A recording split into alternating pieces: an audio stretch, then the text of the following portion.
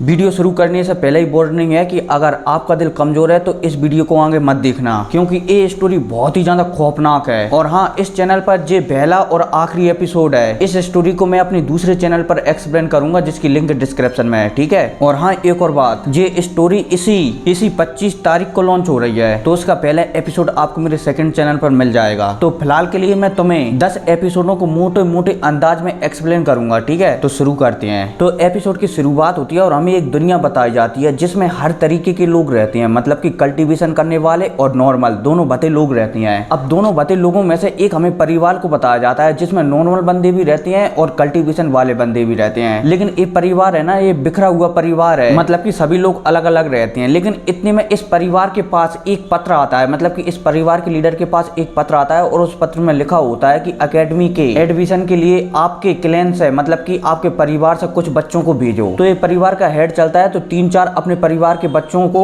Academy के admission के लिए भेज देता है। अब एकेडमी में पहुंचने के बाद यहाँ पर टेस्ट वगैरह होते हैं। हमारा हीरो उस टेस्ट को पास नहीं कर पाता और उसे एकेडमी से भगा दिया जाता है। अब इसके बाद यहाँ पर दोबारा से परिवार के पास हमारे हीरो आता है, यहाँ पर इसकी बदनामी भी होती है। सब लोग इसे डांटते भी हैं, लेकिन इसके जो माता पिता थे ना, वो इसे नहीं डांटते। वो इससे कहते हैं कि जो हो गया है वो हो जाने दो, हम जैसे रहते हैं वैसे ही खुश हैं। लेकिन हमारा हीरो बांगलिंग नहीं मानता और दोबारा से एकेडमी के पास जाने लगता है। अब जाते जाते तिकड़म वगैरह लगा लगूगा कुछ किस्मत के भरोसे। और तो और इसके परिवार, मतलब कि इसके एक चाचा थे जिन्हें हम 4 एल्डर कहेंगे, मतलब कि 4 अंकल कहेंगे। वो एकेडमी को कुछ रिश्वत दे दबूकर फाइनली हमारे हीरो को एकेडमी में एडमिशन दिला देते हैं। अब जैसे ही हमारे हीरो को यहाँ पर एकेडमी में एडमिशन होता है, मतलब कि एकेडमी में एडमिशन लेने से पहले एक जंगल के रास्ते से एकेडमी की ओर आ रहा था ना, तब इसे एक बीड मिल गया था एक चिड़िया के अंदर से, मतलब कि आप बॉल मान सकते हो, वो बॉल मिल गई थी। और हाँ, इस बॉल का आप विशेष ध्यान रखना, मतलब कि इस मोती का आप विशेष ध्यान रखना, हम इसको मोती ही कहेंगे। इस मोती का आप विशेष ध्यान रखना, क्योंकि इस मोती में एक ऐसी चीज रहती है जो भाई हमारे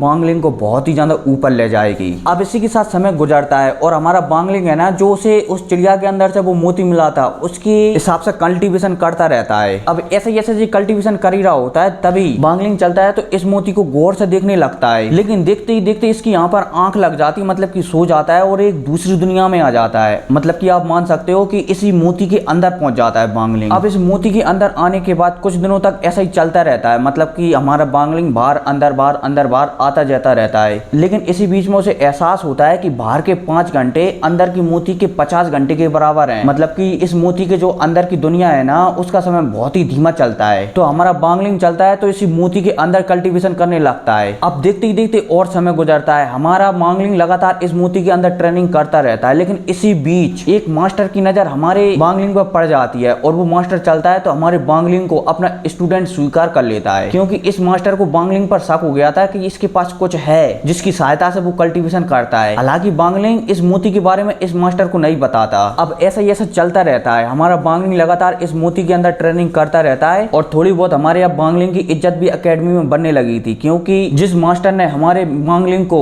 अपना चेला स्वीकार किया था ना, उसकी थोड़ी इस एकेडमी में इज्जत थी। और तो और इन सबके कारण बांगलिंग के पास कुछ लड़कियां भी आने लगी थी, क्योंकि जहाँ पर हमारा बांगलिंग रहता था ना, उस जगह की सारी जिम्मेदारी मास्टर ने बांगलिंग को दे रखी थी, जिस वजह से बांगलिंग यहाँ पर हर स्टूडेंट पर अपना हुक्म चला सकता था। तो वहीं ये लड़कियां भी बांगलिंग से कहती हैं कि हमें ज्यादा काम मत दिया करो, हम तुम्हारी कुछ और तरीके से सेवा कर सकते हैं। हालांकि बांगलिंग इनके इशारों को समझ जाता है, लेकिन वो इन पर बिल्कुल भी गौर नहीं करता, मतलब कि बिल्कुल भी भाव नहीं देता, इन लड़कियों को यहाँ से भगा देता है। अब इतने में बांगलिंग चलता है तो अपने कमरे में आकर दोबारा से इस मोती को देखने लगता है और देखते ही देखते इस मोती के जे अंदर चला जाता है और वहां पर पहुंचने के बाद एक ट्रेनिंग करना शुरू करता है। मतलब कि ये ट्रेनिंग करना शुरू करने वाला होता है, तभी वहां पर एक आदमी की आवाज आती है, मतलब कि एक आत्मा की आवाज आती है जो कि इस मोती के अंदर रहती है। वो बांगलिंग से कहती है कि तुम्हारा टैलेंट तो बहुत ही बेकार है और क्या यार इतनी बकवास लाइफ जीते रहते हो, थोड़ा लाइफ में इंटरेस्ट लाओ। जब मैं तुम्हारी एज में था ना, तो मेरे पास हजारों गर्लफ्रेंड थी और भाई तुम्हारे पास एक भी नहीं है, तुम कितने बेवकूफ इंसान हो। और हाँ, ये आदमी है ना, मतलब कि ये आत्मा है, ये बहुत ही ज्यादा ठरकी किस्म की आत्मा है, मतलब कि ये बंदा बहुत ही ज्यादा ठरकी है। लेकिन इतने में ये बंदा हमारी बांगलिंग से और भी कहता है कि तुम उस मास्टर की की बकबक क्यों सुनते रहते हो, अगर मैं तुम्हारी जगह होता ना तो उसे कब का मार डालता। और हाँ, ये आत्मा है ना, ये मोती के अंदर रहती है, ये इतनी ज्यादा क्रूअल है कि भाई इसकी आप आशा भी नहीं लगा सकते कि ये कितनी ज्यादा क्रूअल है। मतलब कि इसके दिल में रहम का तो कोई शब्द ही नहीं है, मतलब कि कोई भावना ही नहीं है रहम के नाम की। तो अब यहाँ पर ये आत्मा चलती है तो यहाँ पर बांगलिंग को अपना नाम बताती है कि मेरा नाम सिटूनान है। हालांकि बांगलिंग यहाँ पर इस आत्मा की बात सुनकर कुछ रिएक्ट नहीं करता।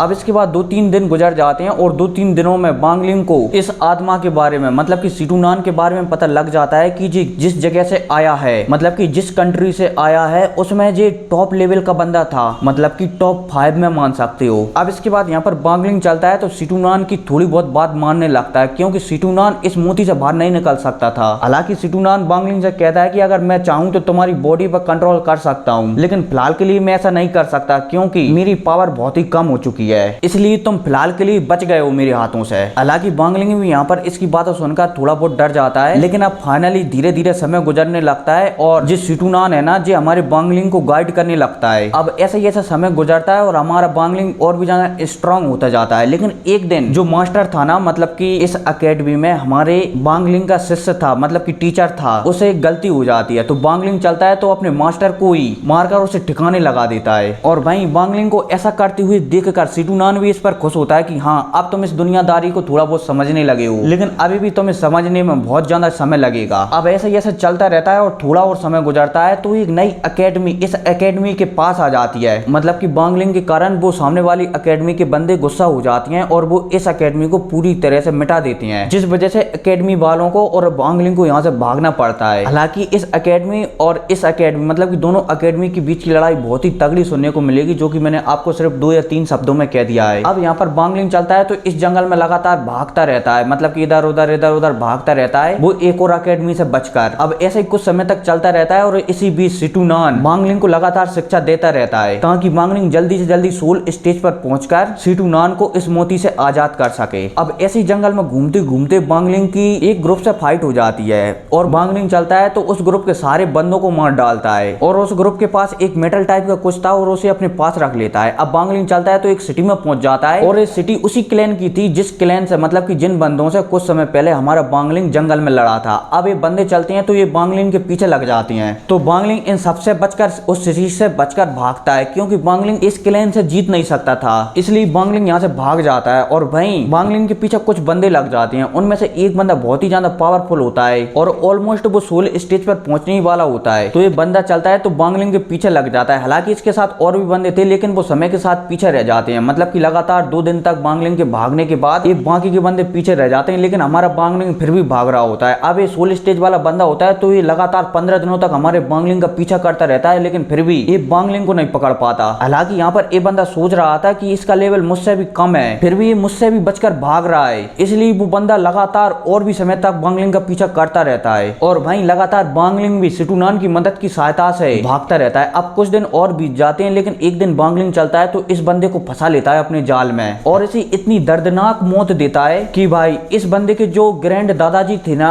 वो भी हजारों किलोमीटर दूर से ही पहचान लेते हैं कि वो बंदा बहुत ही ज्यादा क्रूअल है। हालांकि इस बंदे के दादाजी हमारे बांगलिंग से मना भी करते हैं कि मेरे बच्चे को मत मारो, लेकिन बांगलिंग चलता है तो इस बंदे का शरीर क्या, इसकी आत्मा को भी रिफाइन कर डालता है। हालांकि ये बूढ़ा आदमी है ना, ये हमारे बांगलिंग को यहाँ पर धमकी देता है कि तुम्हें इस गलती का परिणाम बहुत ही ज्यादा भयानक देखने को मिलेगा। खैर कोई नहीं, अब आपको इससे आगे की कहानी तो एपिसोड में ही सुनने को मिलेगी, जो कि मेरे सेकंड चैनल पर आएगी, उसकी लिंक डिस्क्रिप्शन में है। तो ठीक है, मिलते हैं अगली वीडियो में, तब तक के लिए टेक केयर एंड बाय।